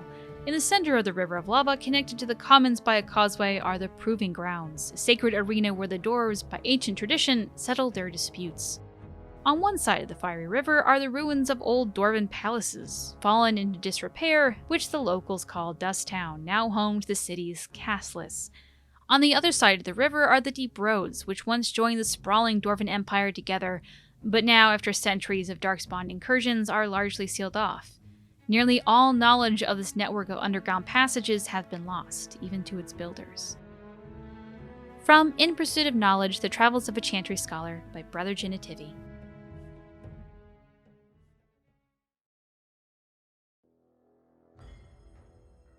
Cut to Kal Sharok. 1155 of the Tevinter Imperium will be known as a year of painful decisions, but we cannot waver. The threat we face is the greatest we have known. If we are overrun, all trace of the ancestors' glory will be undone. Orzammar must stand, and it must stand alone. Hormak, Kal Sharok, Gundar, we have lost contact and must assume they are lost to the Horde. We must seal the weakest link in our defense, the deep roads that lead to our fallen brethren.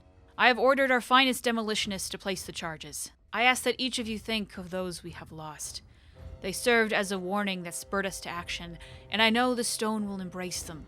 They are the foundation of our survival, and they will not be forgotten. From a proclamation by High King Threestone. 200 years. Kal Sharok lives, you stone-forsaken deep lords. There is no greater hatred than a brother at your throat. Graffiti. Author unknown.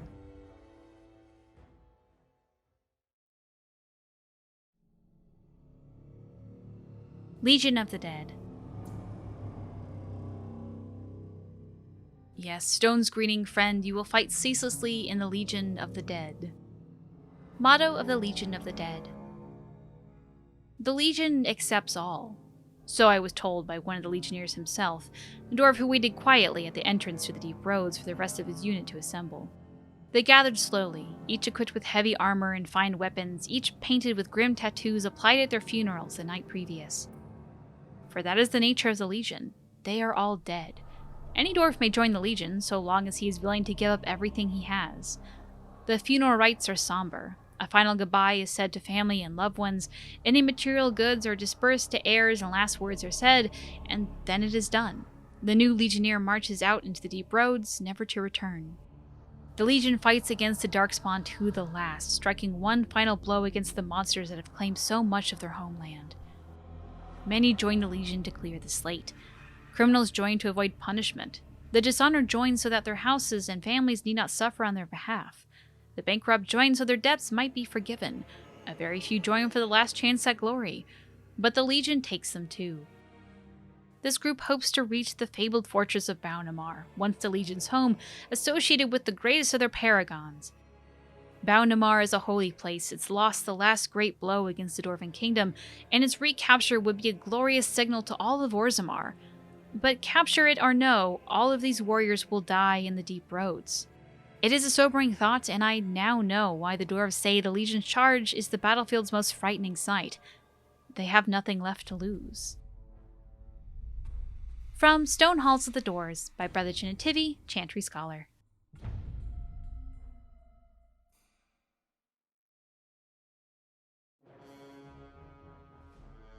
House Sadukin, Shield of Orzammar. The Assembly has never named a paragon with so little disagreement as there was for Paragon Adukin. No naysayers, only a single absentation. His worthiness was unquestionable, his favor with the ancestors clear. But family rumor says that the man himself was deeply troubled. Prone to fits of melancholy and self-doubt, never satisfied with his great achievements in protecting Orzammar, he died cursing that he had not managed to save the outlying taigs. Before he rose to Paragon, he was of little note. The memories tell us that he never entered a single proving, never sought to elevate his place among the warrior caste. He spent most of his years prior to the First Blight fighting skirmishes in the deep roads, keeping them free from surface bandits, content to live quietly with his wife and daughters. When the Blight began, it caught Orzammar in the midst of a vicious inter-house war. Most of the warrior caste was caught up in the feuding, for as word of attacks poured in, each great house demanded that the army be sent to defend their taig, and no house would agree to sacrifice their own holding for the safety of any others. The Assembly was so utterly tied up with the infighting that the Darkspawn spread unchecked to the gates of Orzammar herself. In the chaos, Adukin grudgingly took command of the armies. He enlisted the aid of the mining caste to collapse overrun passages, called upon the smith caste to supply them with arms, and bypassed the Assembly and the nobles entirely. With his leadership, Orzammar was saved from annihilation. For his insubordination, he was made paragon, yet he always considered it a defeat.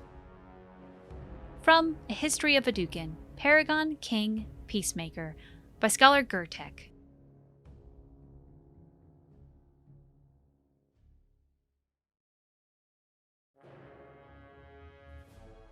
The Paragons. As I studied among the dwarves, I became aware that their social system was as rigid as the stone that surround them. From the lowest servant to the king of Orzammar, each dwarf has a caste, a rigid social standing which dictates what he may do and how he may do it. What fascinated me then was that the dwarves, stubborn and proud as they may be, have built in a way for even the lowliest dwarf to bypass the caste system and reach prominence. Any dwarf who has made an achievement of significance can be named Paragon, elevating the dwarf above all others. To become a Paragon is to be recognized as, essentially, a living ancestor. Your words are considered ineffable. Your family, those you chose to ascend with you, become the founders of a new line of nobility. Indeed, every existing noble house among the dwarves traces its line back to a founding paragon. It is a rare thing, however. In my visit, I learned that only one paragon has been elected in generations, the smith Branca, exalted for her discovery of smokeless coal. I met the paragon Branca only once during my stay, and I considered it an odd occasion indeed. Surrounded by those of her house, this ill-tempered woman was draped in the finest clothing and jewelry, and was obviously revered even above the highest nobles, perhaps above even the king. Yet she seemed to enjoy none of it. The burden of being a living legend is great, it appears. Statues of paragons are found throughout Orzammar, though nowhere so prominently than in the Hall of Heroes, through which one passes on entering from the surface. It is a breathtaking sight to behold, great works of stone all seeming to hold up the ceiling above. It is meant to impress upon visitors to Orzammar of all who have gone before, I think. It is also meant to remind dwarves going to the surface, and thus abandoning their brethren forever, of all they are leaving behind. From Stone Halls of the Doors, by Brother Genetivi, Chantry Scholar.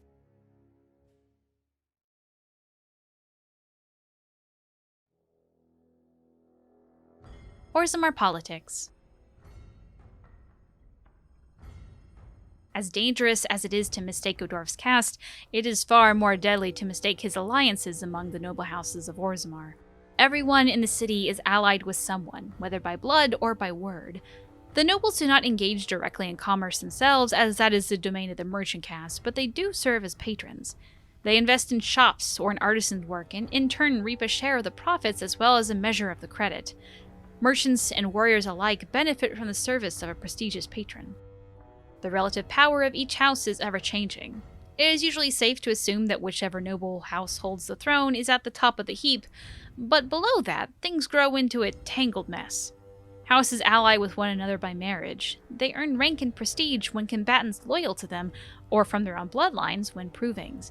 They earn it when artisans they patronize become sought after or well regarded, or when the merchants they invest in become successful. The degrees of power that these achievements confer is so murky, even to the dwarves, that it isn't unusual for nobles to challenge each other to provings over whose smith forges better belt buckles or whose servants have the best manners. Nor is it out of the ordinary to find two merchants arguing over whose noble patron has won the most acclaim, for the rank of the patron is the rank of the client. Nowhere is this more apparent than in the assembly, where the Deshers, representative of each noble house, meet. Although the king technically rules Orzammar, kings are elected by the assembly, and so each king must work constantly to maintain the support of the Deshers. Kings who prove unpopular find their heirs deemed unacceptable to inherit the throne. Power then passes to another house. From In Pursuit of Knowledge, The Travels of a Chantry Scholar, by Brother Genetivi.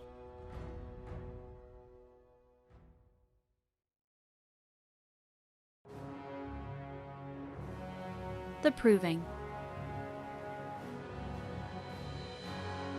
Vallaslin.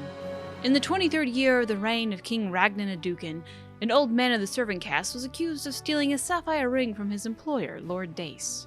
The servant was stripped of his position, he and his family thrown to the streets, and soon after, the servant died. The son of the disgraced servant challenged Lord Dace to a proving, declaring that his father had been the victim of a cruel injustice, and the ancestors would bear him witness. Lord Dace had no choice but to accept. On the sacred stone of the proving ground, the nobleman faced the servant boy. Lord Dace carried a sword crafted for his own hand and was clad in his great-grandfather's armor. The servant boy had neither armor nor weapon. When the battle began, the boy fought like a whole pack of angry deep-stalkers, flinging himself upon the startled lord, wrenching the sword from his hand and prying at his armor with bare fingers. The boy knocked Lord Dace to the ground and beat him until the lord begged for mercy. The boy and his family were reinstated to their place in the Dace household, and the virtue of the boy's father was not questioned again. The ancestors had spoken, and no one would question their word. As told by Shaper Vortag.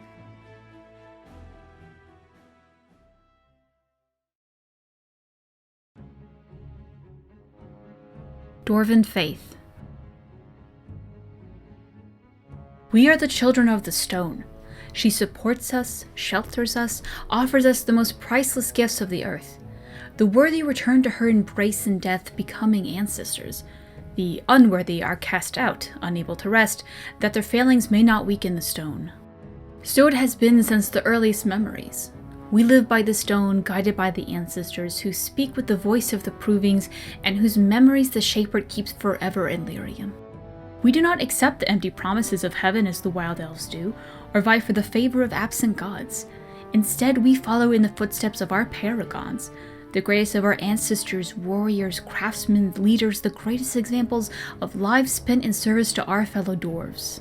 Our paragons joined with the stone in life, and now stand watch at our gate, ushering in those servicers privileged to visit our city.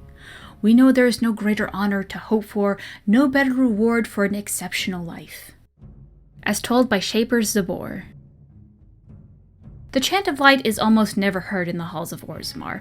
This is hardly surprising, for unlike the elves who were literally abandoned by their gods, or the Tevinters who worship dragons, the dwarves have no gods at all.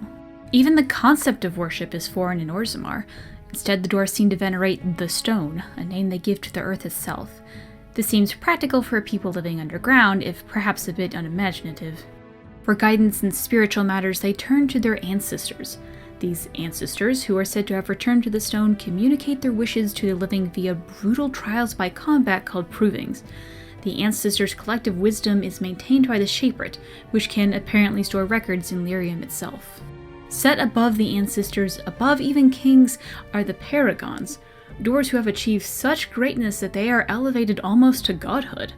These are the great figures holding up the hallway that lead from the surface, the first glimpse of Orzammar that outsiders see. From In Pursuit of Knowledge, The Travels of a Chantry Scholar by Brother Genitivi.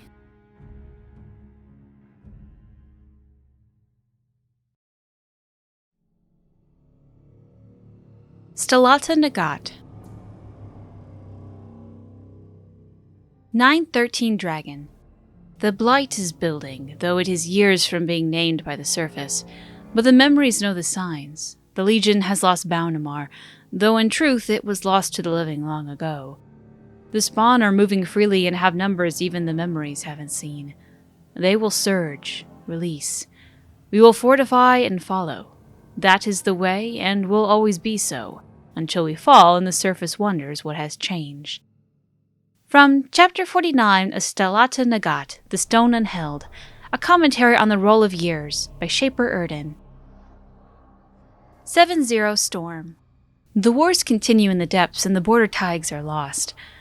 Orzammar fortifies and holds, but the lost ground is not regained and remains dead space, where darkspawn multiply.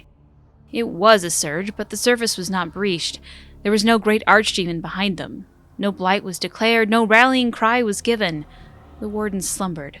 After centuries of constant skirmishes, a trend becomes clear.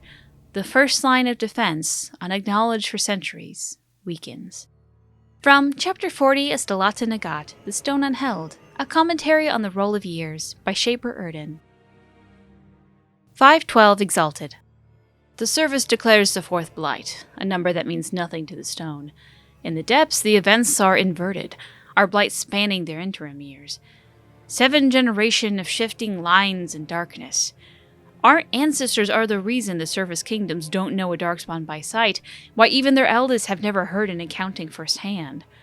They believe the blights are defeated by a gathering of allies with singular focus. Eventually, they will be lost by attrition in the depths. The spawn surges and releases. We fortify and follow, although doubts are raised. From Chapter 27, Stalata Negat, The Stone Unheld, a commentary on the Roll of Years, by Shaper Erden. 310 Towers. They name it a blight, the third by their reckoning. It was just the fight, to our ancestors, continued even though it shifts setting. The hordes that press their border surge and release, spilling across the surface. They fortify and follow. It was not their way to let the enemy rest.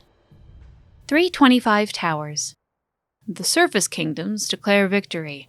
The horde is crushed, the push halted, and celebrations begin as humans thank the skies and their maker. Beneath their gaze and their feet, the darkspawn retreat to the steps of our tigers. New front lines are drawn across old. They settle into breed, the memories say, as happened twice before, and likely in the darkness before that. From Chapters 14 and 17, Stalata Negat, The Stone Unheld, a commentary on the roll of the years, by Shaper Erden.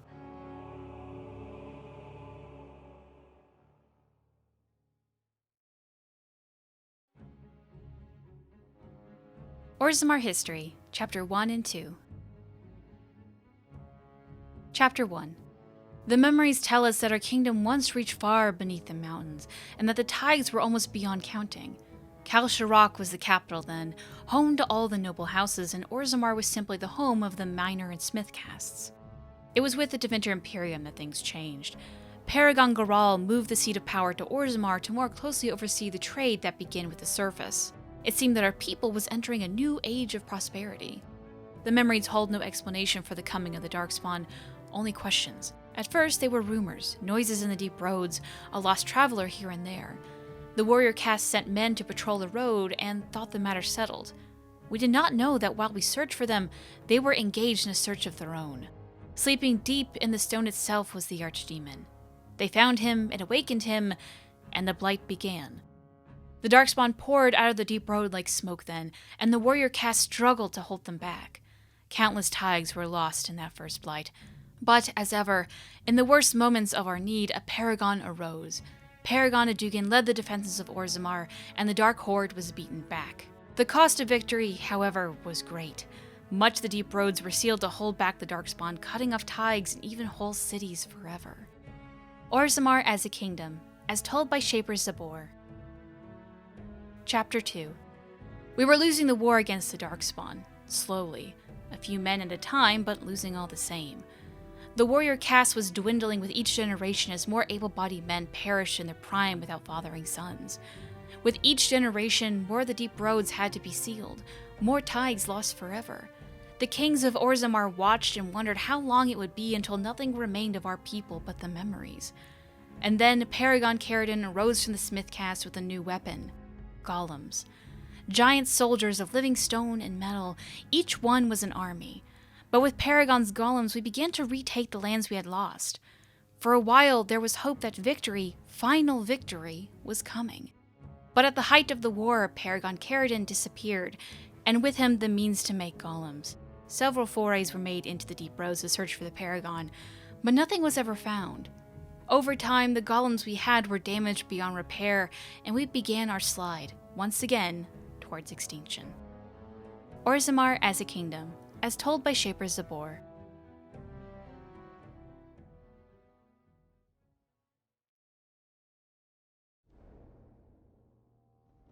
Ostagar. Representing the furthest point of encroachment by the ancient Dwarven Imperium into the barbarian lands of the southeast, the fortress of Ostagar was once one of the most important defensive holdings south of the Waking Sea. It stood at the edge of the Kokari Wilds, watching for any signs of invasion by the barbarians known today as the Chasind Wilders. Straddling a narrow pass in the hills, the fortress needed to be bypassed to reach the fertile lowlands to the north and proved to be exceedingly difficult for the Wilders to attack because of its naturally defensible position. Like most imperial holdings in the south, Ostagar was abandoned after Deventer's collapse during the First Blight. It was successfully sacked by the Chasind Wilders, and then, as the Chasind threat dwindled following the creation of the modern Ferelden nation, fell to ruin completely. It has remained unmanned for 4 centuries, though most of the walls still stand, as does the tall Tower of Ishal, named after the great Archon that ordered its construction. Ostagar remains a testament to the magical power of the Imperium that created it. From Ferelden, Folklore and History, by Sister Patrine, Chantry Scholar.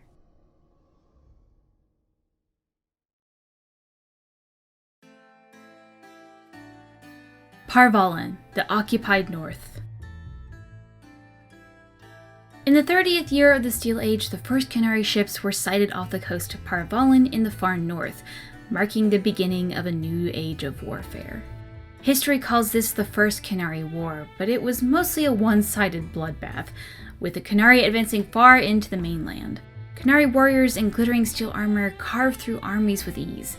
Their cannons, the likes of which our ancestors had never seen, reduced city walls to rubble in a matter of seconds. Stories of Canary occupation vary greatly. It is said they dismantled families and set captives to learn in camps for indoctrination into their religion. Those who refused to cooperate disappeared to mines or construction camps. For every tale of suffering, however, there is another of enlightenment deriving from something called the Qun. This is either a philosophical code or a written text that governs all aspects of Qunari life, perhaps both. One converted Saharan reported pity for those who refused to embrace the Qun, as if the conquerors had led him to a sort of self-discovery. "For all my life I followed the Maker wherever his path led me," he wrote.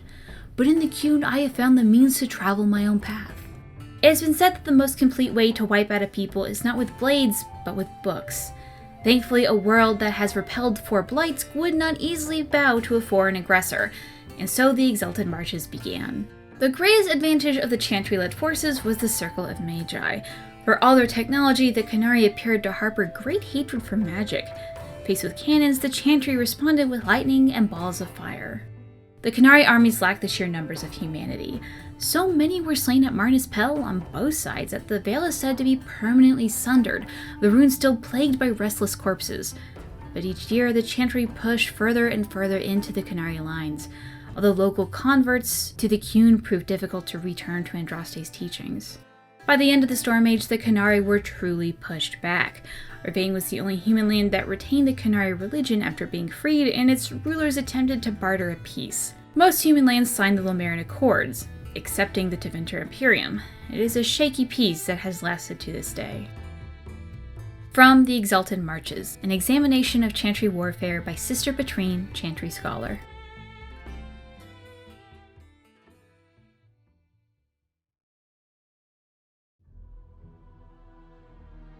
The Qunari. Anyone who travels far enough to the north will eventually encounter the Qunari, white-haired, bronze-skinned giants, a head again taller than a man, with frighteningly calm demeanors and a sort of sparkling fire behind their eyes. For quite a long time, people believed that all Qunari were male, or that their men and women were simply indistinguishable.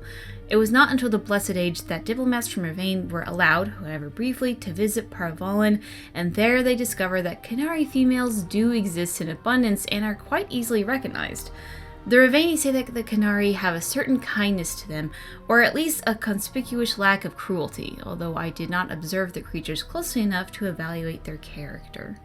From In Pursuit of Knowledge, The Travels of a Chantry Scholar by Brother Genitivi.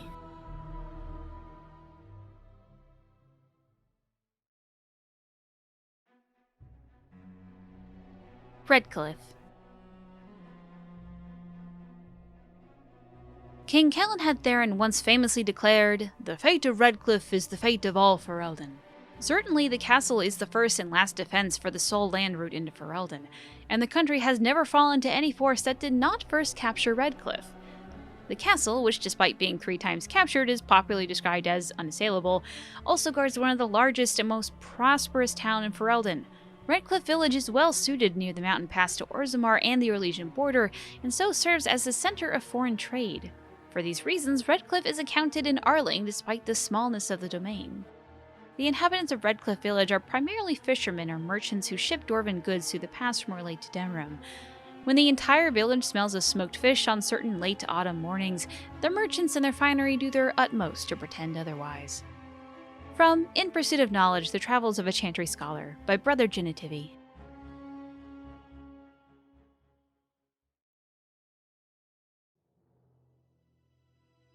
Ravane. Nowhere in my travels, not in the heart of the Imperium nor the streets of Orzammar, have I felt so much an outsider as in Ravane. The chant of flight never truly reached the ears of these people. The years I spent under the thumb of the Qunari left most of the country zealous followers of the Qun, but resistance to the chant goes deeper than the Qunari War. The Ravani refuse to be parted from their seers, wise women who are in fact hedge mages, communicating with spirits and actually allowing themselves to become possessed. The chantry prohibition against such magical practices violates millennia of local tradition. From In Pursuit of Knowledge, The Travels of a Chantry Scholar by Brother Genitivi.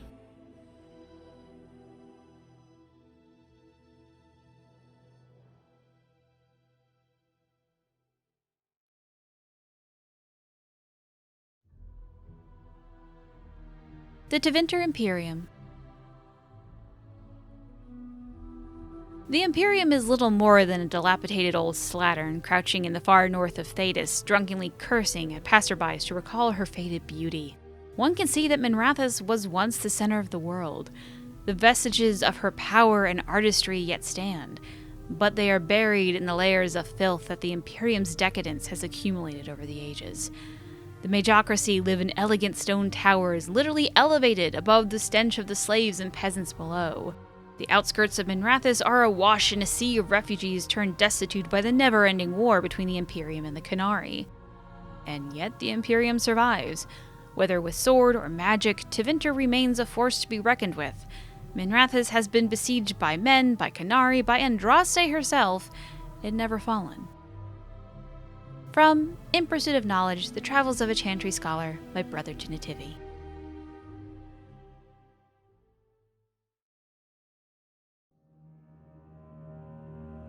Legend of the Juggernaut.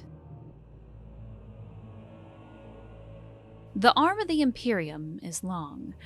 Once it reached even this forest, in a time when the barbarian tribes of the Clane still ruled the land.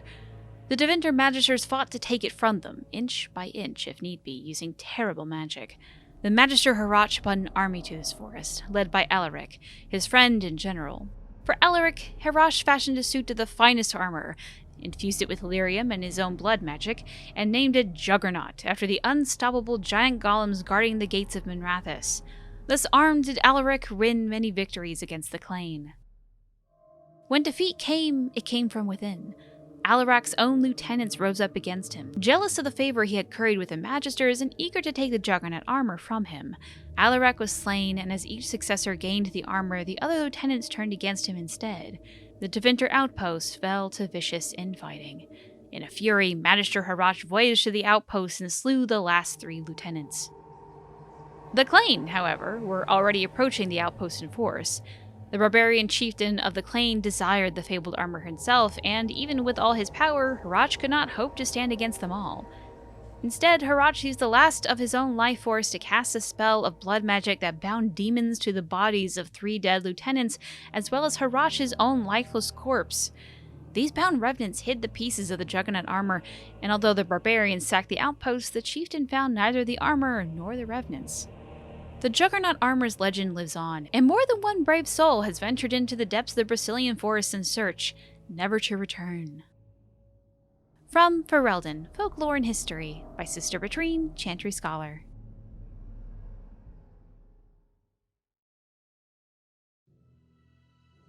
Geography of Thedas. Thedas is bounded to the east by the Amaranthine Ocean, to the west by the Tirashan Forest and the Hunterhorn Mountains, to the south by the snowy wastes that lie beyond the Orkney Mountains, and to the north by the Dornark Forest. The word Thedas is Tevinter in origin, originally used to refer to the lands that border the Imperium. As the Imperium lost its stranglehold on the conquered nations, more and more lands became Thedas until finally people applied the name to the entire continent. The northern part of Thedas is divided amongst the Anderfels, the Tevinter Imperium, Antiva, and Ravain, with the islands held by the Qunari just off the coast. Central Thedas consists of the Free Marches, Nevarra, and Orlais, with Ferelden to the south. What lies beyond the snowy wastes is a mystery. The freezing temperatures and barren land have kept even the most intrepid cartographers at bay. Similarly, the western reaches of the Anderfels had never been fully explored, even by the Anders themselves. We do not know if the dry steppes are shadowed by mountains or if they extend all the way to a nameless sea. There must be other lands, continents, or islands, perhaps across the Amaranthine or north of Parvalin, for the Qunari arrived in Thedas from somewhere, but beyond that deduction, we know nothing. From In Pursuit of Knowledge, The Travels of a Chantry Scholar by Brother Genitivi.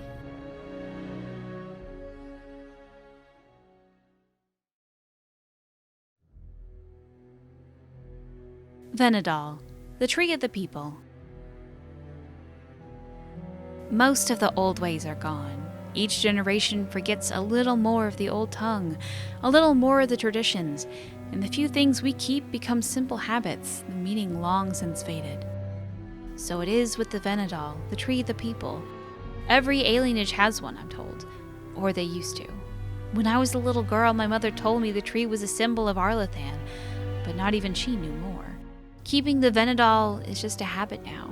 Many cities have let theirs wither and die. then chopped them up for firewood. No great loss. Cerithia, Heren of the Highever alienage.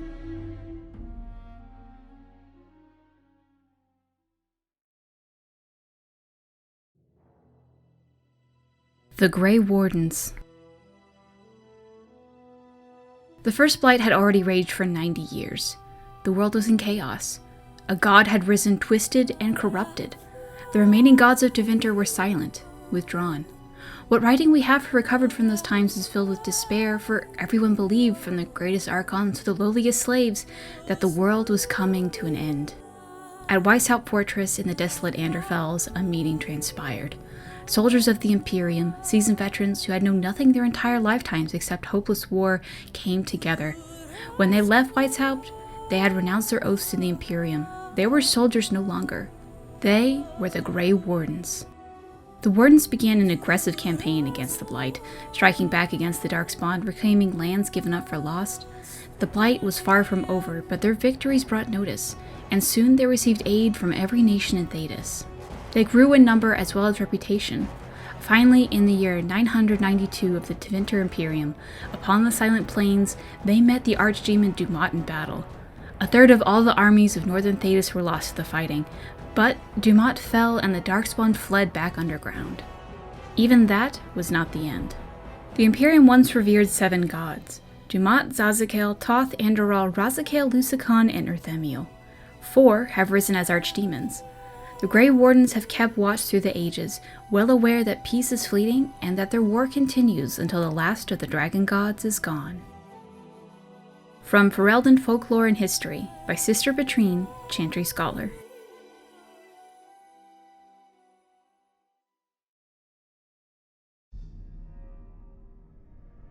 The Kokari Wilds. It is said that in the midst of the Black Age, when werewolves stalked the lands of Ferelden in numbers that kept every farmholder indoors and a hound on every doorstep, a powerful Arl of the Alamari people stood and declared that he would put an end to the threat. His Arling stood on the border of the dark forest at the southern border of the Ferelden Valley, and he claimed that the werewolves used the forest to launch their midnight assaults on humanity. For 20 years, this Arl led an army of warriors and hounds deep into the forest. In his hunt for the werewolves, he slew not only every wolf he came upon, but also every member of the Chasind wilder folk. Any one of them, he said, could harbor a demon inside and thus be a werewolf in disguise. For 20 years, the forest rang with screams and the rivers ran red. They say that an old Chasind woman found her sons all dead at the Arl's blades. She pulled one of those very blades from her son's heart and plunged it into her own chest, cursing the Arl's name as she did so. Where her blood touched the ground, a mist began to rise. It spread and spread until it was everywhere in the forest. The Arl's army became lost, and it is said that they died there. Others say they wander still. The ruins of his Arling stand to this day, filled with the ghosts of women waiting eternally for their husbands to return.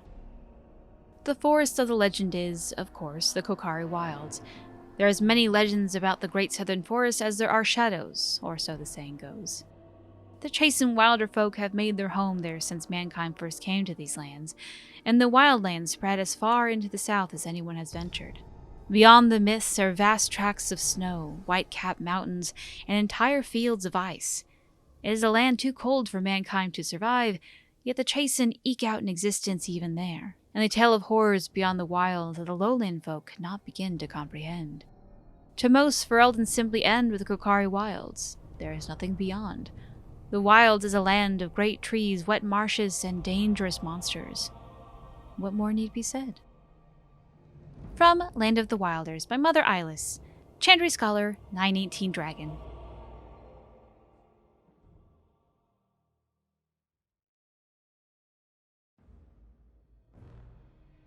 Darkspawn. The surfacers claim that the first Darkspawn fell from heaven. They spin tales of magic and sin, but the Children of the Stone know better. The Darkspawn rose up out of the earth, for it was in the deep roads that they first appeared. Creatures in our own likeness, armed and armored, but with no more intelligence than Tezpadam, bestial and savage. At first, they were few, easily hunted and slain by our warriors, but in the recesses of the deep roads they grew in number and in courage. Our distant tigers came under attack, and now it was the army, not a few warriors, being sent to deal with the creatures. Victory still came easily, though, and we thought the threat would soon be over. We were wrong. As told by Shaper Zabor, those who had sought to claim heaven by violence destroyed it. What was golden and pure turned black. Those who had once been mage lords, the brightest of their age, were no longer men, but monsters. Threnodies, 12:1. Sin was the midwife that ushered the Darkspawn into this world. The Magisters fell from the Golden City, and their fate encompassed all of our worlds. For they were not alone. No one knows where the Darkspawn came from. A dark mockery of men, and the darkest places they thrive, growing in numbers as a plague of locusts will. In raids, they will often take captives, dragging their victims alive into the deep roads, but most evidence suggests that these are eaten. Like spiders, it seems Darkspawn prefer their food still breathing. Perhaps they are simply spawned by the darkness. Certainly we know that evil has no trouble perpetuating itself. The last blight was in the Age of Towers, striking once again at the heart of Tevinter, spreading south into Orlais and east into the Free Marches. The plague spread as far as Ferelden, but the withering and twisting of the land stopped well beyond our borders. Here Darkspawn have never been more than stuff than legends. In the northern lands, however, particularly Tevinter and the Anderfels, they say Darkspawn haunt the hinterlands, preying on outlying farmers and isolated villages, a constant threat. From Ferelden Folklore and History by Sister Betrine, Chantry Scholar.